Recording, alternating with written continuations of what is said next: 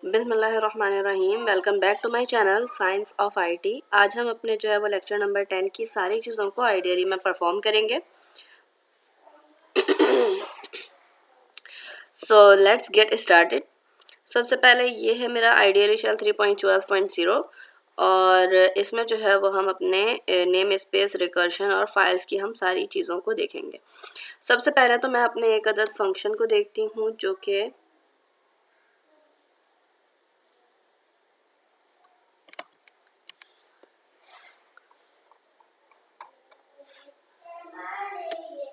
ठीक है। यहाँ पर जो है वो हम अपने एक एक फंक्शन को जो है वो रन करेंगे और रन करके हम देखेंगे।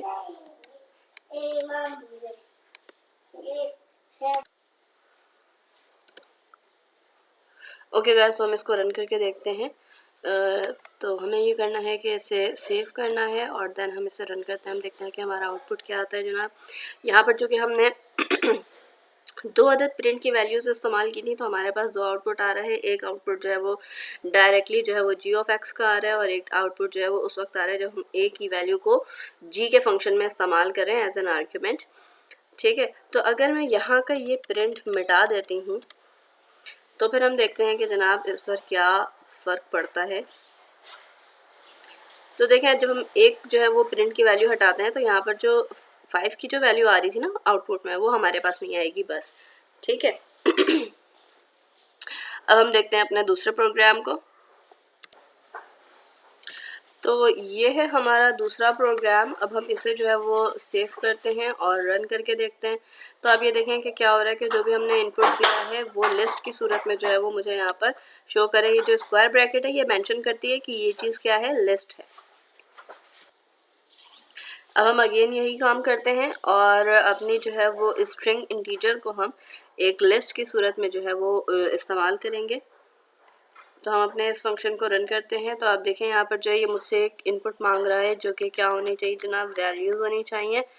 ठीक है, ये मैंने कुछ वैल्यूज़ डाली हैं तो ये मुझे क्या बना कर दे रहा है, एक अदद लिस्ट क्रिएट करके दे रहा है। अब हम आते हैं अपने तीसरे फंक्शन की तरफ। तो ये है हमारा तीसरा प्रोग्राम। इसे जो है वो हम सेव करेंगे और अपने इस फंक्शन को रन करेंगे। तो अब आप देखें यहाँ पर अगेन जो है ये मुझे value separated with commas ask कर रहा है। तो ये मैंने इसको दिया और ये मुझे लिस्ट बना कर दे रहा है। इन दोनों में अगर आप देखें तो यहाँ पर कुछ चीज़ें डिफरेंट है। थोड़ा सा कमांड का जो है वो डिफरेंस है। यहाँ पर जो है वो मैंने एक अदद लिस्ट क्रिएट की है और उसमें सारी चीज़ों को अपेंड किया है। और यहाँ पर जो है वो मैंने लिस्ट के अंदर जो है वो फॉर लूप इस्तेमाल किया है एक ही सिंगल स्टेटमेंट में। तो हम ये एक सिंगल स्टेटमेंट इस्तेमाल करें या हम जो है वो ये तीन स्टेटमेंट्स इस्तेमाल करें, ये तीनों चीज़ें हो सकती हैं एक साथ ही। मतलब इन तीनों लाइंस का जो फंक्शन है वो मैं एक लाइन में भी कवर कर सकती हूँ। ओके गाइस, तो हम अगेन जो है वो अपना एक प्रोग्राम बनाते हैं जिसमें हमारा कुछ इसी तरह का फंक्शन है, लेकिन इसमें डिफरेंस ये है कि यहाँ पर हम जो है वो अपेंड को इस्तेमाल कर रहे हैं और स्प्लिट को इस्तेमाल नहीं करें। तो डॉट अपेंड की कमांड भी हम इस्तेमाल कर सकते हैं। तो हम इसे देखते हैं रन करके।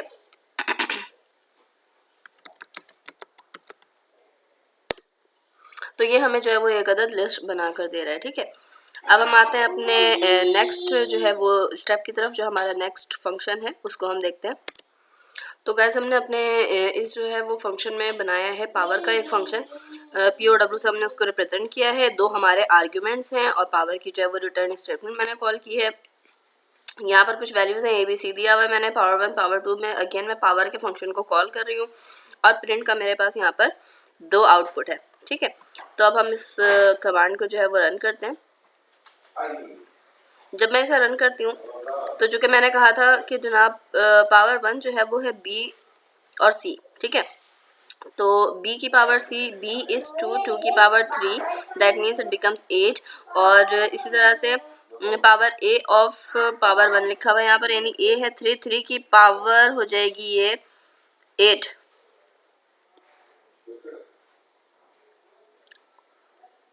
पावर 1 की वैल्यू हमारे पास ये थी और A की वैल्यू 3, तो 3 की पावर 8, 3 की पावर 8 समथिंग जो है वो हमारे पास कुछ इतनी बड़ी एक वैल्यू आ जाएगी। ठीक है, अगर हम अपने इस जो है वो फंक्शन की बात करें तो यहाँ पर जो है वो मैंने तीन अदद जो है वो फंक्शन डिफाइन किए हैं H, G और F। और इसके अंदर जो है वो एक प्रिंट की स्टेटमेंट है, और पहले एच वाले फंक्शन में एक प्रिंट की स्टेटमेंट है जिसमें कुछ कैलकुलेशन भी हो रही है, दैट इज़ 1/n। ठीक है, तो फंक्शन जो है वो वर्क करना स्टार्ट करेगा यहाँ से, जहाँ पर मैं फंक्शन को कॉल कर रही हूँ f(x). x की वैल्यू जो है वो मैंने 4 दी है, यानी कि f की वैल्यू 4 आ चुकी है, और यहाँ से जो है वो मुझे कहानी स्टार्ट करनी है। जैसे ही मैं f का फंक्शन रन करूँगी मुझे पता चलेगा यहाँ पर एक g का फंक्शन है। ठीक है, फिर हम चले आएंगे g के फंक्शन है, फिर वहाँ पर हमें h का फंक्शन मिलेगा, फिर हम h के फंक्शन में जाएंगे। जब h का फंक्शन परफॉर्म हो जाएगा तो जो वैल्यूज़ आपके पास आएंगी वो फिर यहाँ पर इस्तेमाल होंगी, फिर जो वैल्यूज़ आएंगी वो फिर यहाँ पर इस्तेमाल होंगी, एंड इस तरह से हमें एक आउटपुट मिलेगा। तो हम इसे रन करके देखते हैं।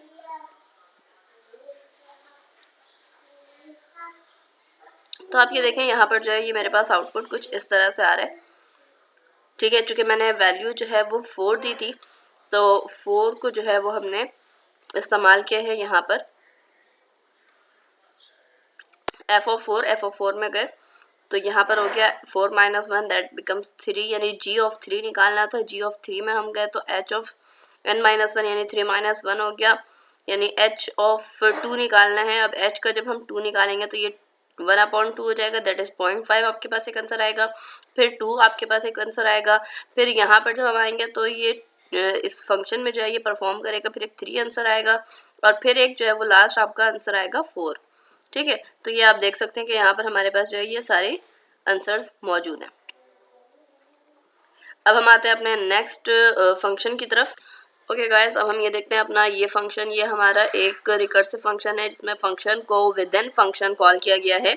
यहाँ पर आप देख सकते हैं ये काउंटडाउन का फंक्शन है, और काउंटडाउन के फंक्शन के अंदर ही अगेन काउंटडाउन को हम कॉल कर रहे हैं विद n-1।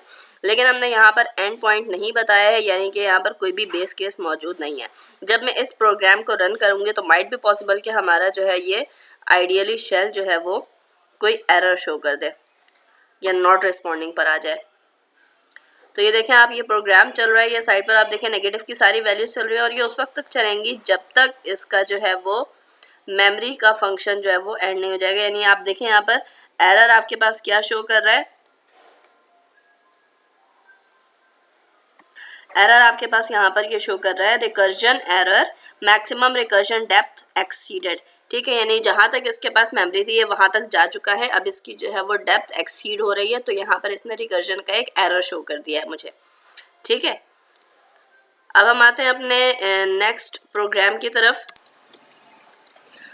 ओके गाइस, हमारे इस फंक्शन में जो है वो एक अदद एंड पॉइंट मौजूद है, तो हम इसे जो है वो रन करके देखते हैं कि इसमें क्या होता है। इसमें हमारे पास काउंटडाउन है और एन की वैल्यू 0 है, जहाँ पर इसने टर्मिनेट होना है, और मैं ये स्टेटमेंट अपनी स्टार्ट कर रही हूँ 3 से। ठीक है, तो मैं इसे रन करती हूँ, तो आप देखें ये 3 to 1 यानी n-1 के ही फंक्शन पर हम चल रहे थे। 3 to 1 पर आकर जो है जैसी वैल्यू 0 आई तो ये क्या हुआ जनाब, इसने इफ़ की स्टेटमेंट को रन किया, और इफ़ की स्टेटमेंट को रन करके ये प्रिंट वाला जो है वो फंक्शन चल पड़ा, और फिर आपके पास ये रिटर्न की स्टेटमेंट से ये पूरा हमारा लूप जो है, जो रिकर्सिव लूप था, ये हमारा लूप क्लोज हो गया। अब हम आते हैं अपने नेक्स्ट फंक्शन की तरफ, और ये फंक्शन है हमारा डिजिट प्रिंट का। यहाँ पर जो है वो मैंने एक बड़ी वैल्यू दी है 2345, जबकि मैं ये चाहती हूँ कि इसमें एक एक नंबर जो है वो डिजिट अलग अलग से जो है वो प्रिंट हो। तो इसको हम किस तरह से कर सकते हैं कि मैं इसको जो है वो डिवाइड करूँ 10 से, और जो भी मेरा रिमाइंडर आए मैं उससे जो है वो प्रिंट करूँ। ठीक है, तो ये मेरे पास फंक्शन है, इसको जो है वो मैं रन करती हूँ। तो आप ये देखें क्या हो रहा है कि जनाब ये डिवाइड हो रहा है बाय 10, और जो रिमाइंडर बच रहा है उसे हम जो है वो सिंगल प्रिंट कर रहे हैं, और इस तरह से सो ऑन ये जो है वो अगेन एंड अगेन होता रहा जब तक ये लेस देन 10 ना हो गया। क्योंकि यहाँ पर मैंने रिटर्न की एक स्टेटमेंट दी थी कि जब ये लेस देन 10 हो जाए तो फिर आपने रिटर्न करना है, यानी दैट मीन्स कि जो डिजिट प्रिंट का जो रिकर्सिव फंक्शन मैंने बनाया है इसे आपने क्लोज करना है।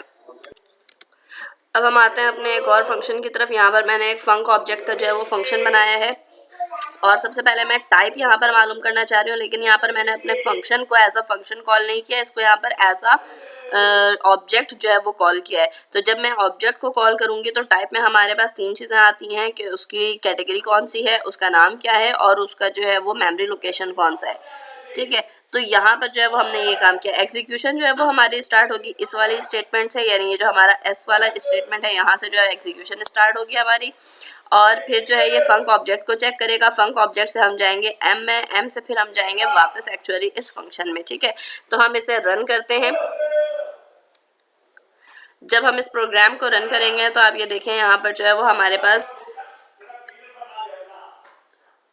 आपके पास जो है वो ये सारी चीज़ें आ रही है। जब हम टाइप की बात करें तो टाइप में जो है वो आपके पास ये क्लास फंक्शन की जो है वो स्टेटमेंट आती है। जब हम अपने ऑब्जेक्ट के तौर पर फंक्शन को पास करते हैं तो हमारे पास स्टेटमेंट कुछ इस तरह से आती है, जिसमें से ये लास्ट सेक्शन जो है ये मेमोरी लोकेशन है और मिडल सेक्शन में इसका जो है वो नाम मौजूद है, यानी फंक ऑब्जेक्ट के नाम से मैंने ये फंक्शन बनाया था। और ये एक्चुअली मैंने बनाया क्या था, ये मैंने फंक्शन बनाया था, ये यहाँ पर जो है वो फंक्शन मेंशन हो रहा है। अब हम आते हैं अपने एक और फंक्शन की तरफ। इस फंक्शन को हम रन करते हैं और रन करके हम एग्जीक्यूट करके देखते हैं कि एक्चुअली इसमें हो क्या रहा है। इस फंक्शन में जो है वो मैंने दो चीज़ें रखी हैं। एक तो ये कि जनाब मैंने फंक्शन बनाया जिसमें ये एक प्रिंट की स्टेटमेंट है। सेकंड फंक्शन ए बनाया, फंक ए, और इसमें जो है ये प्रिंट की स्टेटमेंट मौजूद है। और एक्स में जो है वो मैं एक्चुअली यहाँ पर फंक्शन को कॉल कर रही हूँ, तो एग्जीक्यूशन मेरी यहाँ से स्टार्ट होगी। और एग्जीक्यूशन स्टार्ट होने से पहले यहाँ पर जो फंक ए है जिसमें मैंने फंक ऑब्जेक्ट को यानी फंक्शन ऑब्जेक्ट के नाम से जो मैंने फंक्शन बनाया था इसको एज एन ऑब्जेक्ट मैं कॉल कर रही हूँ। जब भी मैं एज एन ऑब्जेक्ट कॉल करूँगी तो मेरे पास ये जो है वो आउटपुट में आएगा, ठीक है। और उसके बाद जो है वो हमारा प्रोग्राम रन होता है और ये प्रिंट की स्टेटमेंट हमारे पास आ जाती है। अब हम देखते हैं अपने एक लास्ट फंक्शन को, और इस फंक्शन में मैंने फंक ऑब्जेक्ट और फंक सी बनाया है जिसमें 2 दफ़ा जो है वो मैं फंक सी को कॉल कर रही हूँ। अब इसे रन करके देखते हैं कि इसमें हो क्या रहा है। जब मैं इस फंक्शन को रन करती हूँ तो एक्चुअली सबसे पहले जहाँ पर मैंने अपना फंक्शन को एज एन ऑब्जेक्ट जो है वो पास किया है तो वो ऑब्जेक्ट वाली जो है वो सारी चीज़ें मेरे पास यहाँ आउटपुट में आ रही हैं। उसके बाद जो है वो फंक सी जो है वो मैं इसको कॉल कर रही हूँ, और फंक सी को जब मैं कॉल कर रही हूँ तो यहाँ पर आप देखें कि फंक सी के साथ जो है वो ये एग्जीक्यूशन स्टार्ट हो रही है। एक दफ़ा मैंने इसको एज एन ऑब्जेक्ट पास किया है, एक दफ़ा मैंने इसको एज अ फंक्शन पास किया है। तो जब मैं एज अ फंक्शन पास करूँगी तो मेरे पास ये आउटपुट आएगा, क्योंकि फंक्शन के अंदर यही चीज़ डिफाइंड है। जब मैं एज एन ऑब्जेक्ट कॉल करूँगी तो ये मेरे पास ये आउटपुट आएगा, ठीक है। और लास्टली जो है वो आपके पास तीसरा जो प्रिंट है, यानी ये वाला जो फंक्शन है, चूँकि ये ऑलरेडी एग्जीक्यूट हो चुका है तो यहाँ पर जो है वो नन आपके पास शो हो रहा है। तो गैस आज के लेक्चर में हमारे पास यहीं तक, और इंशाल्लाह नेक्स्ट लेक्चर में हम स्टार्ट करेंगे अपने आइडियली शेल को, और आइडियली शेल से हम आगे आएंगे अब अपने जो है वो पाइथन को किसी और प्लेटफॉर्म पर देखेंगे। टिल नेक्स्ट लेक्चर, अल्लाह हाफिज़।